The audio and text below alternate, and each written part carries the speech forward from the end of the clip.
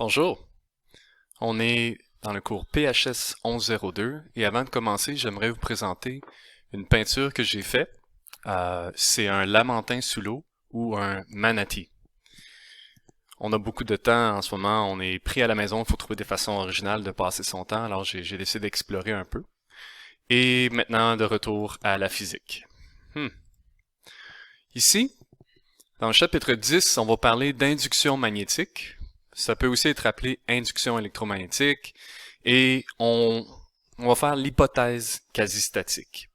Les champs quasi-statiques. Je vous explique dans un instant. Dans un prochain vidéo, on fera un exercice avec les circuits imprimés. Ensuite, on vous parlera d'auto-inductance, d'inductance mutuelle, et Jérémy va vous parler des courants de Foucault ainsi que les courants de déplacement. Bon, premièrement, l'hypothèse quasi-statique, c'est tout simplement, on va négliger les interactions entre un champ électrique induit, un champ magnétique induit. Ici, dans ce chapitre, on va parler de production de courant induit par variation d'un flux magnétique. Mais on a aussi qu'une variation d'un flux électrique peut créer un champ magnétique. Par exemple, un courant dans un solénoïde va induire un champ magnétique dans le solénoïde. Qu'est-ce qui se passe alors lorsque une variation d'un flux magnétique crée un champ électrique qui varie dans le temps? Donc, le flux électrique va aussi varier dans le temps. Ah, ça va induire un champ magnétique. Oh, lui, il va varier dans le temps aussi. Ça va créer une variation de flux. Ok, vous voyez ce que je veux dire? Il y a une espèce de cycle qui peut se créer. Mais, l'hypothèse quasi-statique et les champs quasi-statiques, c'est ce qui se passe quand le système a une dimension beaucoup plus petite que la longueur d'onde de ce champ magnétique et champ électrique. Alors, on ne parlera pas ici de propagation d'ondes électromagnétiques. Alors, je vous présente la loi de Lenz et Faraday, mais d'abord un peu d'histoire. C'est l'expérience de Lenz et Faraday dans laquelle on a vu qu'une variation d'un flux magnétique à travers une boucle conductrice peut créer de l'électricité finalement, créer une force électromotrice induite, un courant induit qui va circuler dans cette boucle. C'est un petit peu la partie magique de champ électromagnétique. Okay? C'est le chapitre sexy en fait. Pourquoi? Ben, les barrages hydroélectriques, les éoliennes, les centrales nucléaires, c'est toute la production de l'électricité basée sur cette magnifique loi de Lenz et Faraday qu'on va regarder maintenant.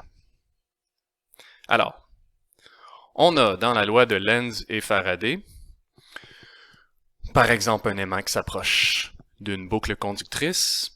Qu'est-ce qui se passe? Ben, on va avoir ici des lignes de champ magnétique qui vont traverser la boucle.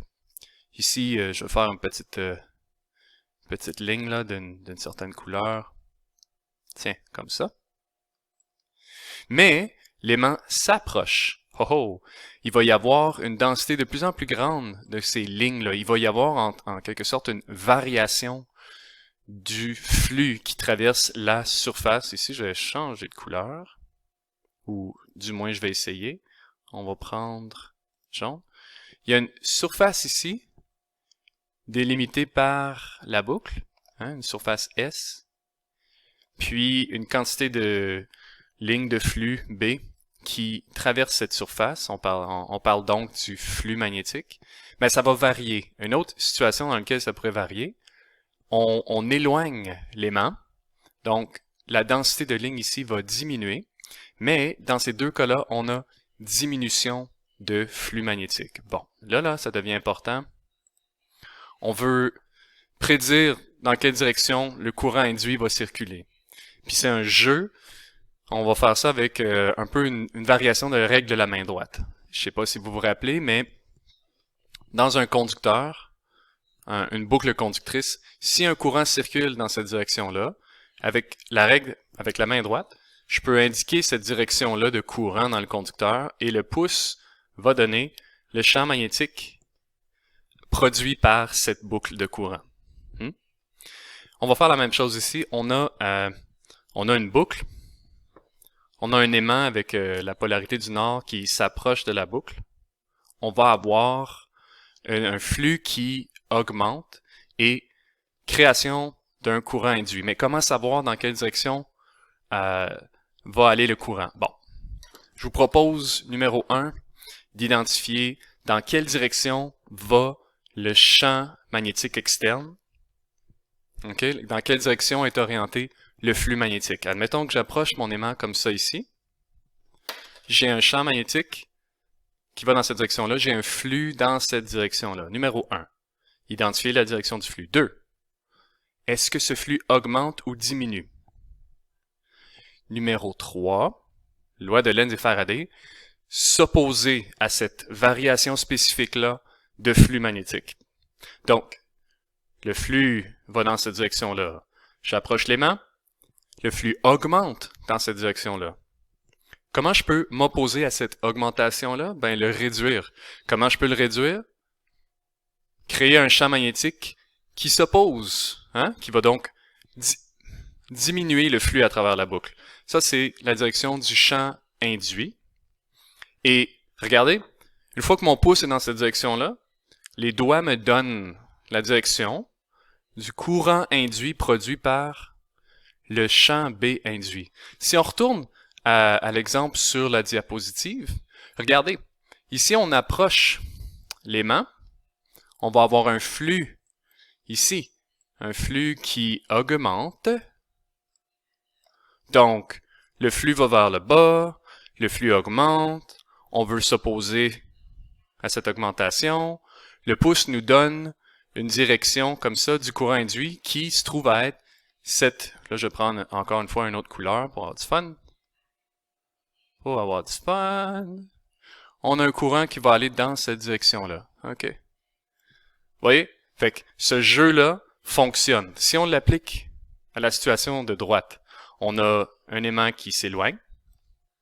Le flux va diminuer. Le flux va vers le bas encore une fois parce que les lignes de flux sortant du nord allant au sud traversent la boucle en allant vers le bas. Mais il diminue. Comment on s'oppose à une diminution? On dit non, pas de diminution. Donc, on va appliquer un B induit qui va dans le même sens que le B externe pour empêcher une diminution du flux. Mais avec le pouce vers le bas, on a maintenant les doigts qui tournent dans le sens contraire. C'est ce qu'on voit ici, un courant induit dans ce sens-là. Pas super. Bon. On poursuit. Le courant induit produit un champ magnétique qui s'oppose au changement de flux dans la boucle. C'est une autre façon de dire ce que je vous ai dit. Bon. On regarde un exemple ici qu'on a peut-être vu dans un chapitre précédent, peut-être ensemble. Et ici, on a quoi? On a deux barreaux et une tige qui est en contact électrique avec les deux barreaux et glisse. Ici, glisse en contact toujours. Il y a un champ magnétique qui est constant et on a branché un voltmètre, donc on a une boucle fermée. On a essentiellement un conducteur, une boucle conductrice, un champ magnétique et une surface qui, finalement, elle diminue avec le temps. Ça veut dire qu'il y a en fait un flux magnétique initialement qui est plus grand que le flux magnétique une fois qu'on a déplacé la tige. Il y a donc variation d'un flux magnétique. Variation d'un flux magnétique qui est noté ici. Donc, production d'une force électromotrice induite, ici qu'on appelle epsilon. On avait vu dans une capsule précédente que ça donnait dans ce cas-là spécifiquement, le champ fois la distance, la longueur de la tige fois la vitesse constante de déplacement. Mais ici, c'est pour vous dire, on peut appliquer le même jeu qu'on vient de faire. On va le faire ensemble. Alors, B ici, constant, externe, sort de la page. Okay? Il sort de la page. La surface diminue. Donc, j'ai un flux dans cette direction-là, mais il diminue. Qu'est-ce que je fais pour m'opposer à cette variation-là? Je dois avoir un B induit dans quelle direction? Dans la même direction, sortant de la page. Mais ensuite, les doigts me donnent la direction du courant, puis ici, avec un pouce sortant, avec un champ sortant induit, on aurait un courant qui tourne comme ça, hein, un courant induit. Induit, je suis en train d'écrire du texte avec ma souris. Ben, qui tourne dans le sens anti-horaire. Si la tige allait dans l'autre direction, on aurait un flux qui augmente, on aurait un B induit qui rentre dans le tableau, dans la page, dans la diapositive, et le courant induit tournerait dans l'autre direction. Ah, ok. Comprenez? Maintenant, je pourrais avoir un petit visuel de tout ça. Le flux, c'est les lignes qui sortent, hein, c'est ces lignes-là ici, qui sortent ou qui traversent la surface des boucles conductrices, représentées ici par S et les pointillés. On a en fait la loi de Lenz et Faraday qui dit variation de flux, force électromotrice induite. Mais une variation de flux, je vous rappelle que ça se calcule avec l'intégrale B ds, okay, sur toute la surface.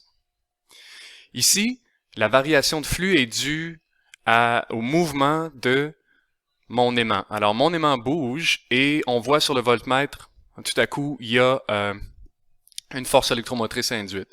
Elle est de plus en plus grande quand on s'approche parce que la variation de flux, elle est plus grande quand l'aimant est proche, moins grande quand on est plus loin. Ici, on a le cas où la surface est constante. C'est le champ ou la densité de flux B qui varie dans le temps. Quand on l'approche, quand on recule l'aimant, c'est la valeur du flux à travers la surface qui change avec le temps. Ça, c'est le cas d'un transformateur. Mais on pourrait aussi avoir l'aimant qui reste là et la boucle conductrice qui pivote sur elle-même. À ce moment-là, la surface qui est traversée, ou en tout cas l'angle, le vecteur surface, peut varier dans le temps. On a une variation de S, mais B est constant. Ça, c'est le cas d'un générateur. Okay?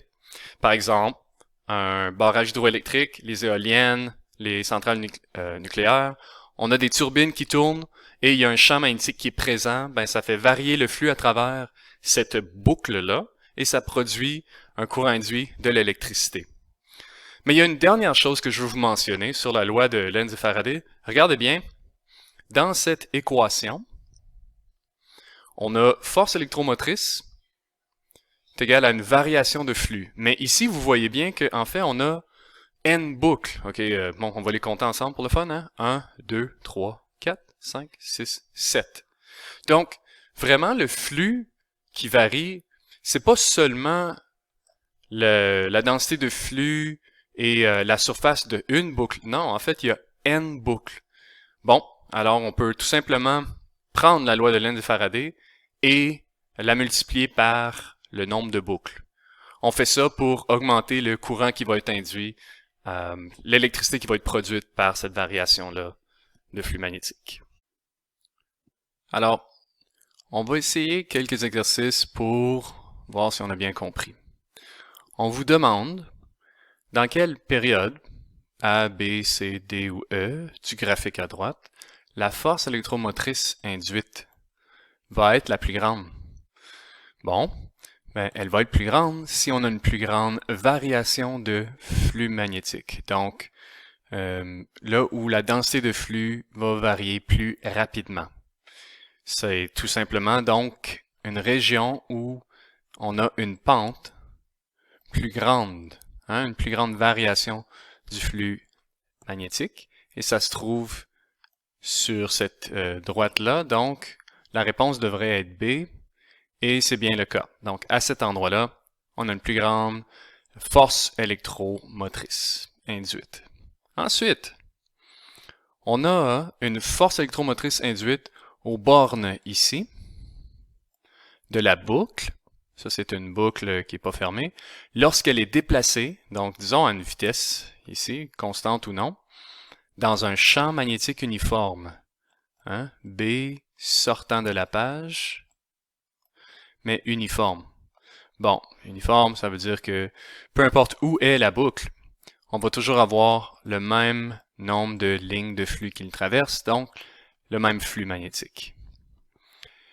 Qu'est-ce que ça va être, cette force électromotrice-là? Est-ce que ça va être une force électromotrice qui change de direction, qui est alternative? Est-ce qu'elle va être positive à droite et négative à gauche, ou le contraire, ou est-ce qu'elle va être nulle? Alors, qu'est-ce que vous en pensez? Si on la déplace vers la droite, on a encore une fois 3 lignes de flux qui la traversent. On a exactement le même flux. Il n'y a donc pas vraiment lieu d'une variation de flux magnétique. La bonne réponse devrait être une force électromotrice nulle, pas de force électromotrice induite. Et c'est bien le cas. Dans un prochain vidéo, on va regarder ensemble qu'est-ce qui se passe dans un circuit intégré et un circuit imprimé, je veux dire, sur une petite carte mère, et comment empêcher des problèmes liés à la loi de Lenz et Faraday.